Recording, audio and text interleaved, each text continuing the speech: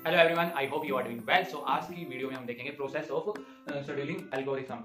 तो इसमें क्या होता है कि हमारे पास मल्टीपल प्रोग्राम्स होते हैं जो हम सबसे पहले निकाल आते हैं रेडी क्यू में। रेडी क्यू मतलब रेडी क्यू कहाँ होता है? रेडी क्यू होता है रैम के अंदर। मतलब मान लो कि हमने बहुत सारे प्रोग्राम्स लिया है रैम के अंदर, उसके बाद क्या प्रोसेस रहेगा कि हम कौन से जो प्रोग्राम है वो पहले होगा और उसके बाद कौन सा होगा, उसके बाद कौन सा होगा। सो हम वो इस प्रोसेस के थ्रू देखते हैं। सो रेडी क्यू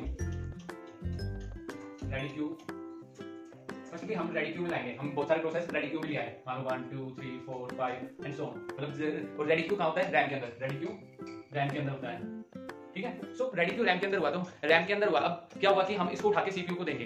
हम इनमें से मान लो प्रोग्राम फर्स्ट हमने उठाया और सीपीयू को दे दिया कि अब सीपीयू उस प्रोग्राम को रन कर। सो सीपीयू को दिया तो उसके अंदर क्या प्रोसेस रहेगा कि मतलब ये प्रोग्राम पहले होगा उसके बाद ये होगा।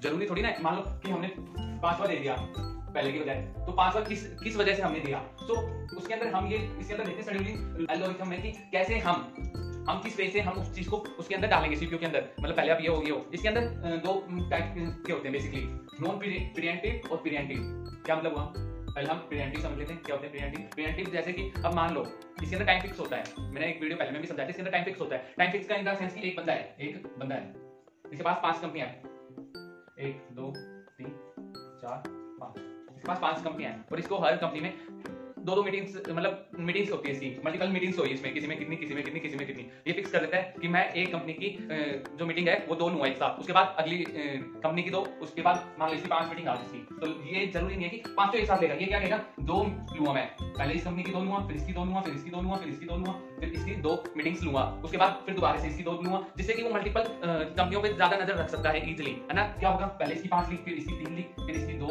मीटिंग्स ली, फिर इसकी 4 मीटिंग्स ली और उसके बाद इसकी 5 मीटिंग्स लेगा। तो 5वीं कंपनी तक पहुंचते उसको बहुत टाइम लग जाएगा। वैसे ही हम सीपीयू क्या करते हैं, मल्टीपल प्रोग्राम्स हो गए। यहाँ पे मान लो 5 प्रोग्राम है, तो 5 प्रोग्राम है तो पहले प्रोग्राम को टाइम लग रहा है कि इतना टाइम लगेगा उसको टर्न होने में, तो 5वें प्रोग्राम का आते आते कितना टाइम लग जाएगा। सो प्रीएम्प्टिव में क्या करेगा? ये टाइम फिक्स कर देगा। मैं 5 सेकंड लूंगा, उसके बाद सीपीयू बोलेगा कि मैं 5 सेकंड लूंगा, उस प्रोसेस को मैं 5 सेकंड लूंगा, उसके बाद मैं उसको रेडी क्यू में डाल दूंगा। रेडी क्यू में चला जाएगा वो प्रोसेस। उसके बाद दूसरा प्रोग्राम आएगा, उसको 5 सेकंड देगा, फिर वो रेडी क्यू में चला जाएगा। और नॉन प्रीएम्प्टिव क्या होते हैं? इसके अंदर क्या होता है कि मान लो प्रोसेस 1 आ गया तो वो पूरा डन होएगा, उसके बाद जाएगा, फिर दूसरा आएगा, वो डन होएगा, उसके बाद ऐसे चलता जाएगा। सो इसके अंदर ये टाइप्स होते हैं कि हम इसके अंदर कैसे हम करते हैं शेड्यूल, कि हम पहले ये लेंगे।